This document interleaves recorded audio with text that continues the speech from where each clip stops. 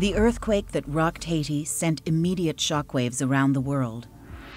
Thousands were killed, scores left homeless, and there was an immediate critical shortage of food, water, and medical supplies. Well, one of the hospitals to whom we sent medicine and supplies was telling us, just before I left to go to Port-au-Prince, how they were in a situation where they were using duct tape to treat wounds. Canadians have responded with an outpouring of generosity and compassion.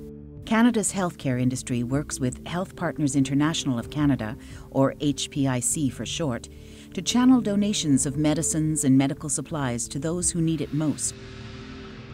Companies from all sectors, research-based and generic pharmaceuticals, makers of over-the-counter medicines, and medical supply companies are offering donations to HPIC. When we saw the devastation in Haiti, we all reacted quickly, and we knew we needed to do something very, very fast.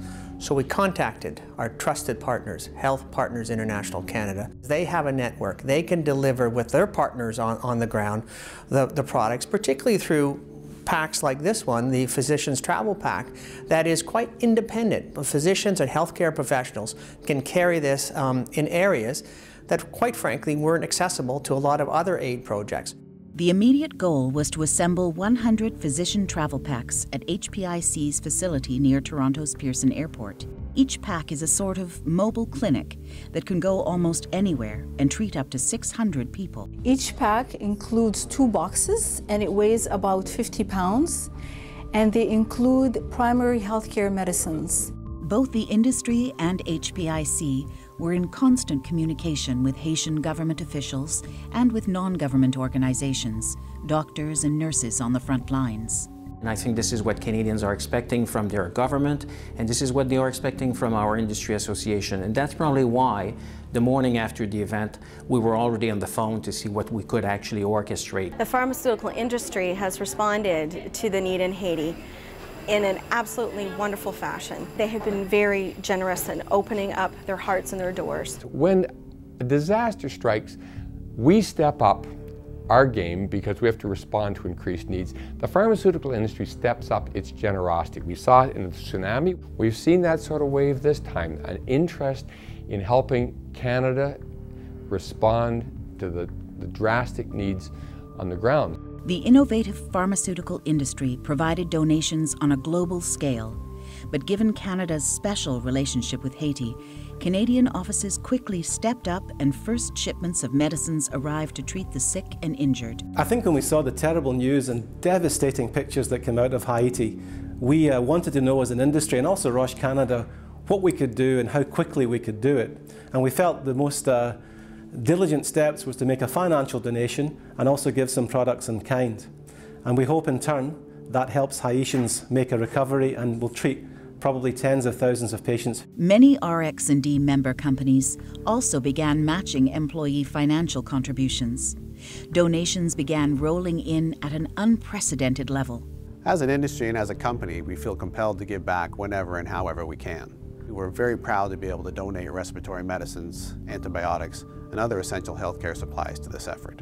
Of course, this is also about people helping people and encouraging employees in the industry and at GSK to get involved. For example, at GSK, all financial contributions made by employees to registered Canadian charities are matched dollar for dollar by the GSK Foundation.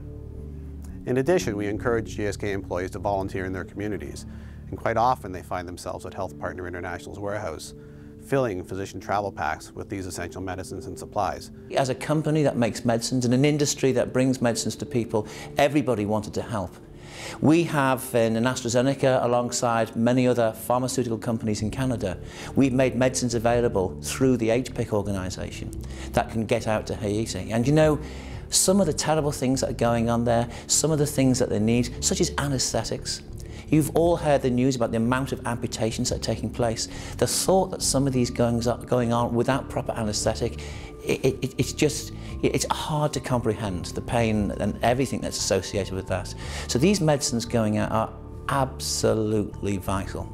Over the past 2 decades, the innovative pharmaceutical industry has provided almost $250 million in donated medicines and other support for HPIC. When we see international tragedies and devastations like what we see in Haiti, our industry, both on a Canadian level and an international level, responds, and responds generously. You know, the head of Pfizer Canada and the chair of RxND this year, I'm very, very proud that we actually are standing behind our country and reaching out to you know, the people who need them through the work we do with HPIC. Now the response is beginning to expand towards the longer-term efforts to help Haiti rebuild. I think the Canadian government has clearly indicated its willingness to become involved.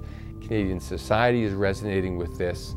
We intend to be involved, just as we are in other countries, more and more in the development to try and help these countries create infrastructure that makes them less dependent on our ad hoc generosity. And if we can do that, that is the lasting solution. The long-term reconstruction will be, I think, a more liberating and a more meaningful solution and contribution by the industry and by us. The solution lies in these kinds of principled partnerships, aimed at bringing healing and hope to people regardless of where they live.